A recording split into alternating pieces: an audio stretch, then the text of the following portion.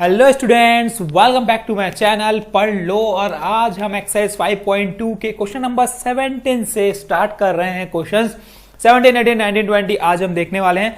तो ये वीडियो को एंड तक देखो। ये 4 क्वेश्चन के साथ हमारी एक्सरसाइज भी कंप्लीट हो जाएगी।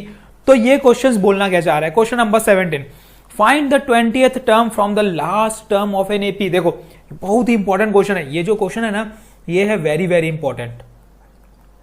ये क्वेश्चन एग्जाम में पूछता है बच्चों, ध्यान दो। इसीलिए कभी भी सीरीज से पीछे से कोई टर्म की बात करेगा, जैसे कि 28 टर्म या फ्रॉम लास्ट, या 19 टर्म फ्रॉम लास्ट, या 15 टर्म फ्रॉम लास्ट, या 17 टर्म फ्रॉम लास्ट, जिस भी टर्म की बात करेगा फ्रॉम लास्ट, यहां पे ध्यान देना है।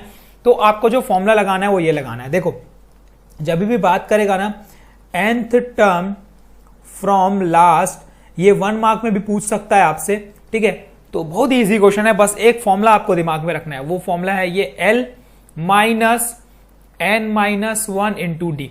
यही फॉर्मूला बस दिमाग में रखना है आपको, और आपसे ये प्रॉब्लम इजिली बन जाएगा। देखो L क्या होता है? L होता है हमारा लास्ट टर्म। अब एक सीरीज अगर हमारे पास गिवन है 3, 8, 13 अप टू 253, तो अब इस सीरीज में A मुझे पता है 3 है, ठीक है। D मुझे पता है 8 माइनस 3 है, और वो होता है 5। और जो L है वो लास्ट टर्म होता है, और लास्ट टर्म सीरीज का क्या दिख रहा है? 153। बस अब ये हमारा निकल चुका है। और जिस टर्म की बात करेगा फ्रॉम लास्ट वो n हो जाएगा। तो अब देखते हैं 20th टर्म फ्रॉम लास्ट। क्या बताया मैंने? L मतलब 253 माइनस n माइनस 1 मतलब 20 माइनस 1 इंटू, और D कितना है हमारा? 5। तो अब ये वैल्यू आ गई 253 माइनस 19 इंटू 5। तो ये वैल्यू बन जाएगी हमारी 253 माइनस 9 इंटू 5। 19 इंटू 5 करोगे तो कितना आ जाएगा? वो आ जाएगा हमारा 95। अब 253 में से हमें क्या करना है? 95 को माइनस करना है। तो चलिए हम जल्दी से माइनस कर लेते हैं। 253 माइनस 95 8। तो ये हो गया हमारा क्या आंसर। देखो बहुत ही आसान है। कुछ करना था क्या? नहीं। कुछ डिफरेंट था? नहीं। सिर्फ कहां ध्यान देना था हमें? एक फॉर्मूले में, और वो फॉर्मूला ये है L minus n minus 1D। D वही, A वही, बस फॉर्मूले में चेंज कहां आया? उसमें A plus n minus 1D, मतलब स्टार्टिंग फर्स्ट से करते थे, आगे की वैल्यू आएगी इसलिए प्लस। अब यहां में पीछे से निकालना है तो इसीलिए हम माइनस किए, क्योंकि वैल्यू पीछे से क्या होगी? छोटी होगी ना। तो लास्ट टर्म से छोटा, तो L माइनस, बस दैट्स ऑल। और बाकी प्रोसेस सेम है। वैल्यू पुट करो और आंसर लाओ। तो ये क्वेश्चन नंबर 17 था जो हमने कंप्लीट किया। तो चलिए बढ़ते हैं हम लोग नेक्स्ट क्वेश्चन की तरफ। The sum of 4th term and 8th term of an AP is 24। देखो क्वेश्चन समझना बहुत इंपॉर्टेंट है। अगर समझ गए ना क्वेश्चन, तो आपसे सब सॉल्यूशंस बन जाएंगे। कोई टफ नहीं है इसमें। बोलना ये चाह रहा है कि 4th टर्म है आपके पास और 8th टर्म है आपके पास, दोनों का सम 24 है। तो मैं लिख लेता हूं A4 plus A8 equals to 24। ये बस बोलना चाह रहा है। तो अब इससे पहली इक्वेशन तो मुझे मिल जाएगी। तो चलिए हम लोग निकाल लेते हैं। A plus 3D plus A plus 7D equals to 24। A plus A कितना हो जाएगा? ये 2A। 7 प्लस 3 कितना हो जाएगा? 10D equals to 24। अब मुझे दिख रहा है कि पूरी इक्वेशन 2 से डिविजिबल होगी, तो मैं कर देता हूं। तो ये मिल गया A plus 5D equals to 12, और यहां से मिली इक्वेशन नंबर 1। नाम देके छोड़ दो। अब आगे पढ़ते हैं। Sum of 6th term and 10th term. देखो सेम प्रोसेस, 6th टर्म और 10th टर्म दोनों का सम कितना दिया हुआ है? 44 दिया हुआ है। यही तो बोल रहा है ना क्वेश्चन में यार। तो A6 क्या है? A plus 5D plus A plus 9D equals to 44। तो A प्लस A हो जाएगा हमारा 2A प्लस 9 प्लस 5 हो जाएगा हमारा 14D इक्वल्स टू 44। अगेन पूरी इक्वेशन 2 से डिविजिबल दिख रही है, तो कर दो। A plus 7D equals to कितना हो गया? ये 22। ये इक्वेशन नंबर 2। देखो दो इक्वेशन, दो अननोन, सॉल्व करना बहुत ही सिंपल। एलिमिनेशन मेथड लगाओ चाहे सब्स्टिट्यूशन मेथड लगाओ, वो आपके ऊपर है। तो मैं एलिमिनेशन मेथड से जल्दी से सॉल्व कर लेता हूं। A plus 5D equals to 12। दूसरी है A plus 7D equals to 22। देखो ये नेगेटिव, ये भी नेगेटिव हो जाएगा, ये भी नेगेटिव, तो ये cancel out. 5 minus 7 that is minus 2d equals to 12 minus 22 that is minus 10। तो d की वैल्यू कितनी आ गई? Minus 10 divide by minus 2, d की वैल्यू आ गई 5। d मिल चुका है भाई हमको। अब a निकालना तो आसान है, किसी भी इक्वेशन में पुट कर देते हैं। चलो 1 में कर देते हैं। a plus 5 into 5 that is 25 equals to 12। तो a वैल्यू कितनी आ गई? 12 माइनस 25। तो a की वैल्यू आ गई है यहां से माइनस 13। देखो a और d अगर आपके पास मिल गया तो जो टर्म बोलो आप निकाल सकते हो। तो हमें क्या निकालना है? First 3 terms. तो एक तो a1 हो गया, वो a ही है हमारा, जो कि है माइनस 13। a2 हो गया हमारा कितना? a प्लस d, और a है मेरा माइनस 13 और d है मेरा 5, तो ये वैल्यू आई माइनस 8। और a3 की बात करेंगे तो वो होता है a प्लस 2d, और a है हमारा माइनस 13 प्लस 2 इंटू 5, ये आ जाएगा माइनस 13 प्लस 10, तो ये आ गया माइनस 3। देखो 3 वैल्यू निकालनी थी, एक माइनस 13, एक माइनस 8, एक माइनस 3, और यही हमारे क्या आंसर्स हैं। ठीक है, तो ये निकल चुके हैं हमारे क्वेश्चंस। ये सॉल्यूशन कंप्लीट होता है। इसी के साथ क्वेश्चन नंबर 18 कंप्लीट होता है। अब हम बढ़ते हैं क्वेश्चन नंबर 19 की तरफ। और ये क्वेश्चंस अगर आपको समझ में आ रहे हैं तो हमारे चैनल से जुड़िए, लाइक कीजिए इस वीडियो को, सब्सक्राइब कीजिए हमारे चैनल को और शेयर कीजिए अपने दोस्तों में। तो अब हम 19 क्वेश्चन की बात करते हैं। Subba Rao started work in 1995 and annual salary of rupees 5000। देखो इनिशियल सैलरी उसकी 5000 है, तो मतलब मुझे पता चल गया कि ए जो है वो 5000 रुपए है। रिसीव्ड एन इंक्रीमेंट 200, हर साल उसको 200 रुपए मिल रहे हैं, हर साल 200 इंक्रीमेंट हो रही है, तो इसका मतलब कॉमन डिफरेंस जो है वो 200 है। तो डी मुझे मिल चुका है 200।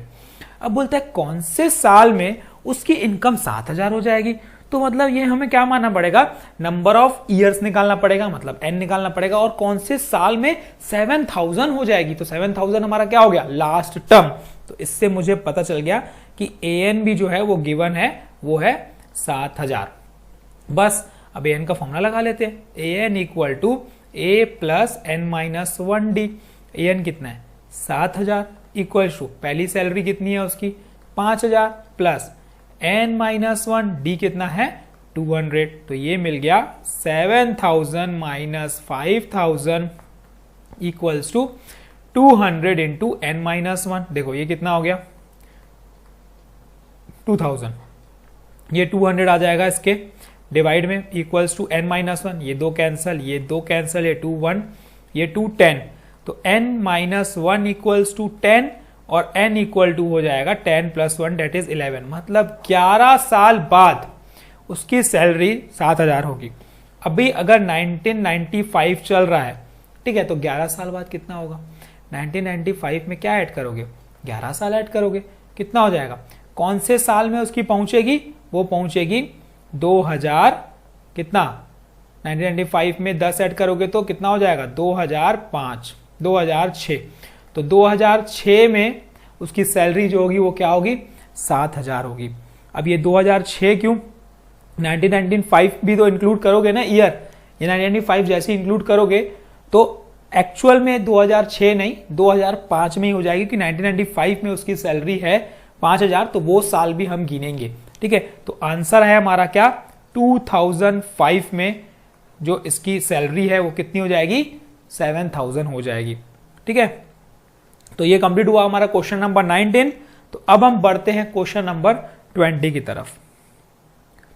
Ramkali save ₹5 in the first week of year. देखो पहले वीक में ही, साल के पहले वीक में उसने 5 रुपए सेव किए। हर साल उसकी इंक्रीमेंट हो रही है कितनी? 1.75। nth वीक उसकी वीकली सेविंग हो जाएगी 20.75। Find n। सिंपल क्वेश्चन है, जो गिवन है लिख लो। ए हमारे पास दिया हुआ है ₹5। हर साल जो इंक्रीमेंट हो रही है 1.75 हो गया कॉमन डिफरेंस d। ठीक है, लास्ट टर्म हो जाएगा मेरा 20.75, क्योंकि कितने वीक बाद हमें निकालना है। ठीक है, तो अब वही same formula 20.75 an equal to a plus n minus 1 into ये हो जाएगा हमारा d। तो ये हो गया 20.75 minus 5 equal to 1.75 into n minus 1। Minus करोगे तो कितना होगा? 20.75 में जल्दी से आप माइनस कर लो 5.00, कितना हो जाएगा ये 15.75। ठीक है, सिंपल सा कॉन्सेप्ट है। 15.75 divide by 1.75 equals to n-1। अब देखो ये 1.75 है और 15.75 है, कैसे कैंसल आउट करोगे? पहले देख लो 175 की टेबल में 15.75 जाता है क्या? 175 में अगर हम करते हैं 9 से तो 9 5 जा 45, 4 इसके पास कैरी, 63 और 4 कितना हो जाएगा 67, 6 इसके पास कैरी, 9 1 9, 9 और 6 15। हाँ जा रहा है भाई 9 बार में। ठीक है, तो ये 1 टाइम, ये 9 टाइम, तो n-1 की वैल्यू कितनी हो गई 9, तो n is equal to 9 + 1 that is 10। तो ये हमारा क्या हो गया, आंसर आ चुका है, जो हमें फाइंड करना था हमें मिल चुका है। तो इस तरीके से आपको ये सॉल्व करना है। ठीक है, क्वेश्चंस में आपके पास क्या गिवन होगा, क्वेश्चंस किसी तरीके से भी दे, ठीक है, जो केस बेस्ड स्टडी क्वेश्चंस होंगे उसमें भी पूछ सकते हैं एपी के क्वेश्चंस। इस टाइप से कुछ क्वेश्चन दे देगा, आपको पहचानना है।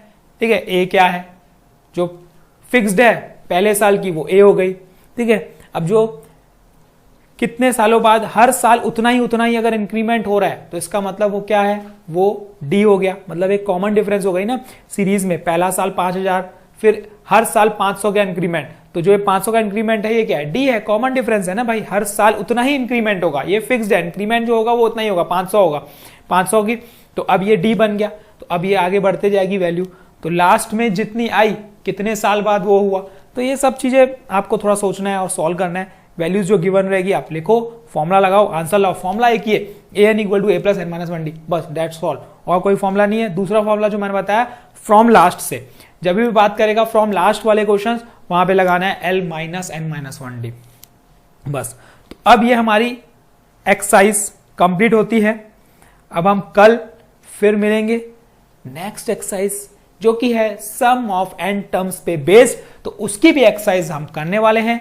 ठीक है, तो तब तक के लिए ये वाली एक्सरसाइज पूरी अच्छे से प्रिपेयर कर लो, nth term of an AP. कोई क्वेश्चन तो पूछो कमेंट सेक्शन में, मैं आपका डाउट क्लियर करूंगा। All the best, keep practising, thank you.